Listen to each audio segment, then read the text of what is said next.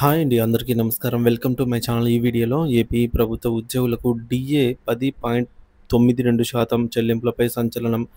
పూర్తి సమాచారాన్ని వీడియోలో తెలుసుకుందాము. వీడియో అయితే ఎక్కడ గాని స్కిప్ చేయకుండా ఎండ్ వరకు చూసేయండి. అప్పుడే ఇన్ఫర్మేషన్ పూర్తిగా అర్థమవుతుంది.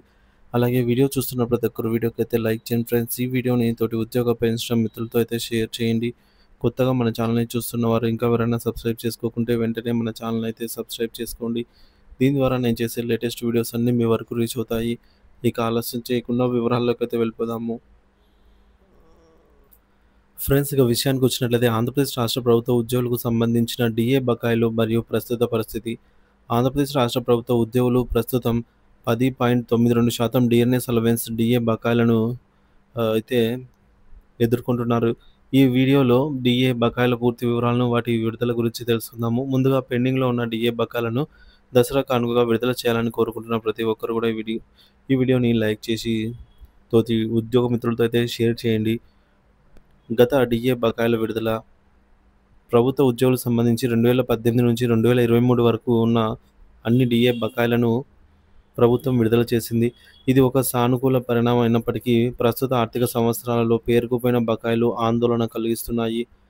ప్రస్తుతం పెండింగ్ డీఏ బకాయిలు వచ్చేసి చూసుకున్నట్లయితే 2024-25 ఆర్థిక సంవత్సరానికి సంబంధించి మొత్తం డీఏ బకాయిలు పెండింగ్‌లో ఉన్నాయి. కేంద్ర ప్రభుత్వం విడుదల చేసే డీఏ ప్రకారంగా రాష్ట్ర ప్రభుత్వాలు తమ ఉద్యోగులకు డీఏ ఇవ్వాల్సి ఉంటుంది. ఈ విధానం ప్రకారంగా కేంద్ర ప్రభుత్వం 1% డీఏ ఇస్తే రాష్ట్ర ప్రభుత్వాలు 0.91% డీఏ ఇవ్వాలి. ఈ లెక్కన ఇప్పటివరకు పెండింగ్‌లో ఉన్న డీఏ బకాయిలు ఈ విధంగా అయితే ఉన్నాయి. జనవరి 2024 డీఏ కేంద్ర ప్రభుత్వం తమ ఉద్యోగులకు 4% డీఏని ఇచ్చింది. దీనికి అనుగుణంగా రాష్ట్ర ప్రభుత్వం వాటా కింద 3.64% డీఏని రాష్ట్ర ప్రభుత్వం ఇవ్వాల్సి ఉంటుంది. సో, ప్రతి ఒక్క శాతం కేంద్ర ప్రభుత్వం డీఏ ప్రకటించిన 1%కి రాష్ట్ర ప్రభుత్వము 0.91% ఇవ్వాలి కాబట్టి 4%కి 3.91% అవుతుంది. ఇక 2024 జూలై డీఏ కాలానికి సంబంధించి 2.73% డీఏని ఇవ్వాలి. అలాగే జనవరి 2025 డీఏకి సంబంధించి 1.82% డీఏనైతే ఇవ్వాలి. 2025 జూలై డీఏ కాలానికి సంబంధించి 2.73% డీఏనైతే రాష్ట్ర ప్రభుత్వం మంజూరు చేయాల్సి ఉంది. సో, మొత్తం కలిపి మనకి 4 డీఏలు పెండింగ్‌లో ఉన్నాయి. ఈ 4 డీఏలను కలుపుకుంటే రాష్ట్ర ప్రభుత్వ ఉద్యోగులకు ఏపీ ప్రభుత్వం చెల్లించాల్సిన మొత్తం పెండింగ్ డీఏ వచ్చేసి 10.92% అయితే ఉంది. కొత్త ప్రభుత్వం మరియు డీఏ బకాయిలు. కొత్త ప్రభుత్వం అధికారంలోకి వచ్చిన తర్వాత ప్రభుత్వ ఉద్యోగులకు సంబంధించి ఒక్క డీఏని కూడా విడుదల చేయలేదు. ఉద్యోగులకు ప్రతి నెల 1వ తేదీన జీతాలు ఇస్తున్నప్పటికీ మేనిఫెస్టోలో ప్రకటించిన ఏ ఒక్క హామీని కూడా ఇంకా నెరవేర్చలేదు. మేనిఫెస్టో హామీలు మరియు వాటి అమలు. మేనిఫెస్టోలో ఇచ్చిన ప్రధాన హామీలలో భాగంగా 12వ పీఆర్సీకి సంబంధించిన కమిషన్‌ను నియమించడం, ఈలోగా 30% మధ్యంతర భృతి ప్రకటించడం మరియు ప్రతి సంవత్సరం పెండింగ్‌లో ఉన్న డీఏలను క్లియర్ చేయడం వంటివి ఉన్నాయి.